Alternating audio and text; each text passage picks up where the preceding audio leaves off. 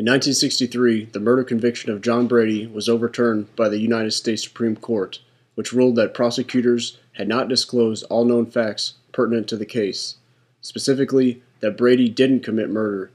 Prosecutors, eager to get yet another conviction, had decided not to share with Brady and his lawyers a letter written by another man who took sole responsibility for the act. Since then, the Brady Rule has required prosecutors to pass along material related to guilt or to punishment, known as exculpatory evidence, to defendants before a plea is entered. Failure to do so is said to be a violation of due process. Less than a decade later, another case, Giglio v. U.S., strengthened the Brady Rule by mandating that defendants and their lawyers had to be told about information that cast doubt on the credibility of government witnesses involved in the case. Police employees, being political actors who have questionable integrity, are supposed to be kept on a Brady list. Qualifications for inclusion include lying under oath, what's known as testifying, or other misdeeds done when in an official capacity, which in plain English means that when a person has on a police costume. So where are those Brady lists? They're certainly not readily available on the website of your local cop shop or district attorney's office. The simple truth is that there is no set process on how this information is to be shared, thus the norm is censorship on behalf of those who keep those lists. And even though prosecutors are tasked with informing the defendant that a police employee set to testify is indeed included on the Brady list, that doesn't always happen. It's ultimately contingent on the decision reached by a handful of senior prosecutors. Regardless of the lip service given to justice and to transparency, the injustice system and its actors rest firmly on double standards and censorship. As said Mary Ellen Rumand, a Washington-based lawyer, although the case is 50 years old, how prosecutors and police are complying with Brady in regard to dishonesty and police officers is in its infancy. In LA, the process to comply with the Brady list was created only after a massive police scandal. Dozens and dozens of police employees active with the Rampart Crash Unit, planting evidence, testifying, dealing drugs, beatings and shootings, and bank robbery, which cost area taxpayers $125 million Federal Reserve notes for settlements. Within 5 years, that Brady list process had been adopted by a handful of other police outfits in Southern California. In San Diego, Jeff McDonald of the San Diego Union Tribune solicited the Brady list from the local attorney. Since the DA claims to be dedicated to the pursuit of truth and justice and to strive for open and forthright communication, one would think that the request would be quickly granted, right? Wrong. The response received said that any information that may lead to the identification of the officers is confidential. As opined Margaret Dooley Samuli from the San Diego ACLU, if officers are unreliable in court, are they reliable in our communities? This default to protect the identities of police employees who have questionable integrity is not surprising. After all, we're talking about an institution that does not have to respond to market signals. All police employees and their outfits rely on a claimed legitimate right to extort you to then protect you. And prosecutors, who are supposed to maintain the Brady lists, tend to rely on donations and support from police unions to get elected. Many, therefore, are hesitant to rock the boat and call into question hundreds or thousands of convictions that relied on testimony given from someone known to lie. Such is the norm when justice is said to be provided by a coercive monopoly. That institution and its actors are inherently unaccountable. Yet Richard Bradley, the president of the Boston Police Patrolmen's Association, had the audacity to claim that in 27 years on the Boston force, he never encountered the practice of testifying. Sure, honesty among police employees in legal land is not absolute. Anyone truthful, including some police employees, readily acknowledges that fact. Joseph D. McNamara, when head of the San Jose police outfit, stated, "As someone who spent 35 years wearing a police uniform, I've come to believe that hundreds of thousands of law enforcement officers commit felony perjury every year testifying about drug arrests."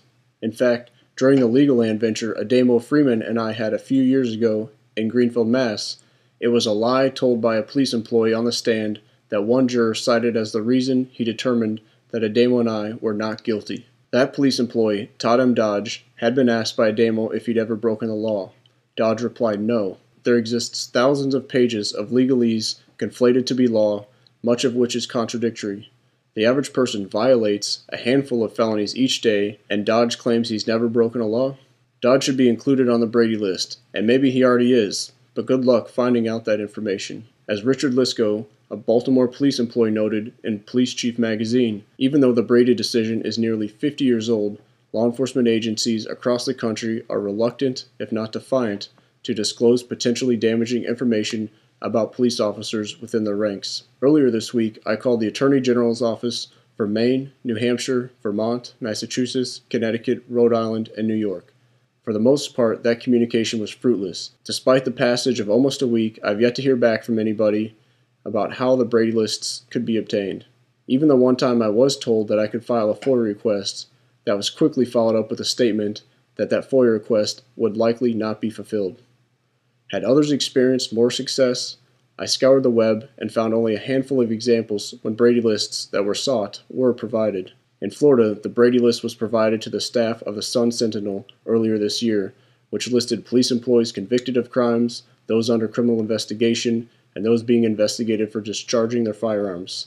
In 2010, the writers of the Phoenix New-Times obtained the Brady list for Maricopa County, which listed hundreds of police employees, including Jeffrey Hines, then the head of the Phoenix Police Outfit's Internal Affairs Department, who now teaches about police management at nearby Arizona State University. In the Shire, where I now reside, the Brady list is referred to as the Lori list. In 2013, Elizabeth Dinan of the Portsmouth Herald and Seacoast Media Group filed a right-to-know requests, New Hampshire's version of the FOIA, with each county's head prosecutor to obtain the Lori lists.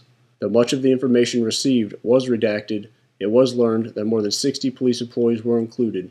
Said Dinan, "The process tracking them is so secretive it is virtually impossible to identify them or even say for sure exactly how many there are. Thanks to a submission made to Copblock, the identities of a few of those police employees are known: Matthew Joega, Michael Buckley, and Jonathan Duchney, who all partook in the unjust beating of Chris Meklovich, a name that may be familiar to you if you're aware of the Chalking 8 incident.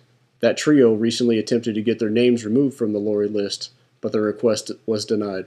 So, with the lack of rigor surrounding Brady lists, and the less than willing disposition of prosecutors to share them, why was it thought worthwhile to address this topic? Because it acts as yet another data point to underscore the failure of a centralized coercive monopoly to provide safety or accountability or any such idealistic goal. If a police employee is known to be of such questionable character, shouldn't that information be made public? Would you choose to hire known liars and predators to protect you? Consider Anthony Aravelos, who, despite being named in a dozen lawsuits that cost area taxpayers millions of Federal Reserve notes, was still employed as a San Diego police employee when he sexually molested a woman in the bathroom of a 7-Eleven.